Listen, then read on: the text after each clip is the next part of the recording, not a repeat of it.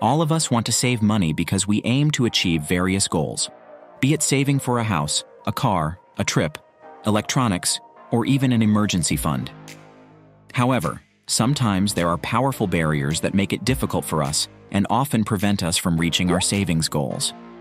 When it comes to expenses, there are costs that are almost imperceptible to us. $1 here, $1 there.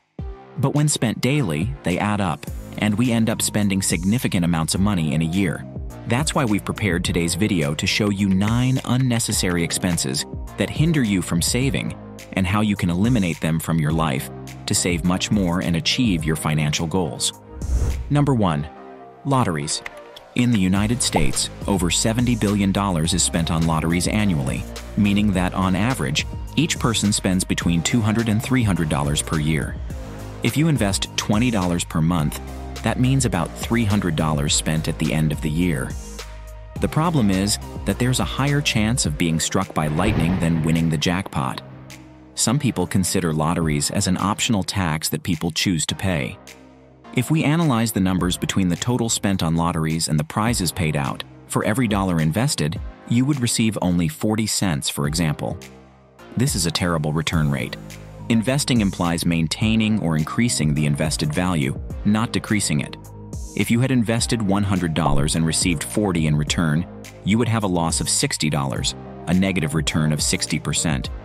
It's an unnecessary expense because, despite being perceived as a possible source of income, the odds are against us.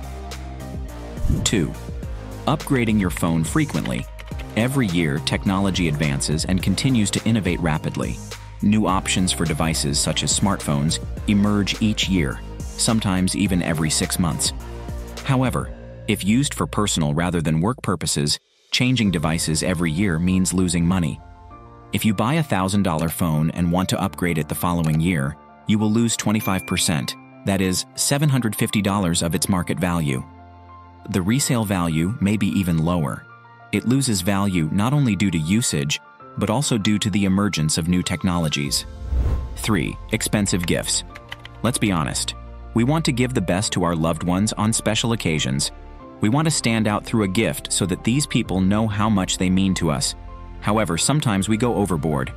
We think that by giving an expensive gift, the person will feel more appreciated. However, this turns out to be a big mistake. The person receiving a gift doesn't understand its value in terms of cost. A gift is something we give without expecting anything in return. What truly matters to the person receiving the gift is feeling that we thought of them, took the time to choose something they would like. To avoid overspending on a gift, give small, meaningful, and personal gifts. Plan ahead, as everything is more expensive last minute. Last but not least, establish a budget for how much you intend to spend. 4. Restaurant meals. A study conducted in the United States indicated that an individual spends an average of about $3,000 annually on restaurant meals. If we consider an annual income of $30,000, these individuals are spending 10% of their earnings on dining out. If you work 5 days a week, and for the convenience offered, buy your lunch every day at an average price of $8 per meal, this would result in an expense of $2,000 per year, not counting meals for travel and outings to celebrate with friends and family, which can add more to the total.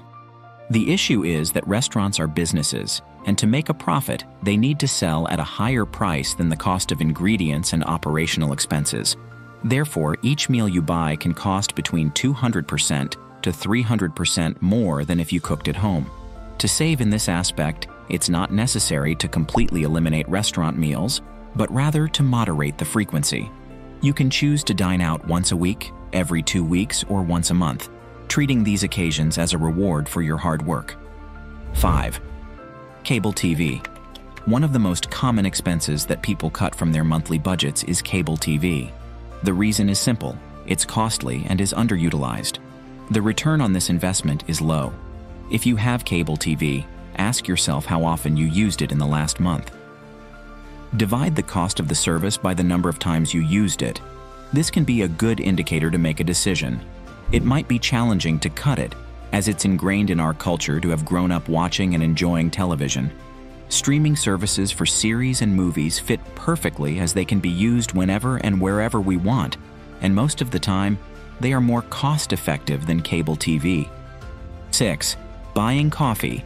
Coffee is the second most consumed beverage globally, second only to water. Worldwide, 1.4 billion cups of coffee are consumed per day, and in the United States, about 400 million cups. Many people use it as a catalyst to start their day, as a source of energy. Mostly, coffee is consumed in the morning hours. If you typically wake up late and are an avid coffee consumer, you probably have to buy coffee on your way to work. And what's the issue? Similar to dining out, coffee bought at cafes comes with a high price because the establishment needs to make a profit. Since you don't organize to prepare coffee at home, the cafe gains by offering convenience. Let's do some calculations. If you buy 2 cups of coffee daily, 5 days a week, for 52 weeks, at a price of $3 per cup, you would be spending $800 per year. This expense is known as invisible spending, almost imperceptible expenses that we often aren't conscious of. By preparing coffee at home and carrying it in a thermos, the savings will certainly be over 50%. 7. Subscriptions. Subscriptions are services for which we pay monthly to get something in return, be it a streaming service, music, gym membership, newspapers, or magazines. The key here is to recognize within our monthly expenses which services we are not using correctly or not taking advantage of, and that have actually become a burden, taking money month after month. This can happen with the gym, for example, where some people pay but only use it once a month. In this case, alternatives can be sought to exercise elsewhere or at home. It may also be the case with a newspaper, where out of habit, we maintain the service, but it's possible to read news online. 8. Buying brand name products. In some situations, purchasing products from a recognized brand can be a good decision, considering durability and resilience, such as in the case of a car. However, in the fashion industry, for example, buying everything that's trendy is not necessary. If you want to develop the habit of exercising regularly, you need appropriate clothing, and you have 2 options: buying brand name clothes like your peers or purchasing clothes that meet your needs. The difference can be significant in terms of cost, with one potentially costing $100 while the other $40. This represents a savings of 60%. If applied to other areas of your life, you can save a lot of money. To avoid unnecessary spending on the product, it's helpful to read reviews from other people and research brands. Any information that can be obtained will be valuable in making a good decision. 9. Buying because of discounts. This is a classic that we've all fallen for at some point. You're walking through the mall and hear or see an advertisement for a product that was at one price, but has now been reduced for a limited time. In our brains, a sudden savings signal lights up, and we want to take advantage of the offer before it ends. You hear about a TV that was reduced from $1,000 to $500, a fantastic deal with a 50% discount. However, if you don't need the TV and still make the purchase, you're not saving $500. You're spending $500. This applies to any other product. If it's something you truly need, price comparison elsewhere is essential, as it might be a deceptive offer. The key here is to question whether it's a necessity, what happens if you don't buy it, and what happens if you do. What other unnecessary expenses do you consider that aren't on our list? Let us know in the comments. I hope this has been helpful in some way for you. Subscribe to our channel to receive all our new content firsthand. Thank you very much for watching until here, and I'll see you in the next video.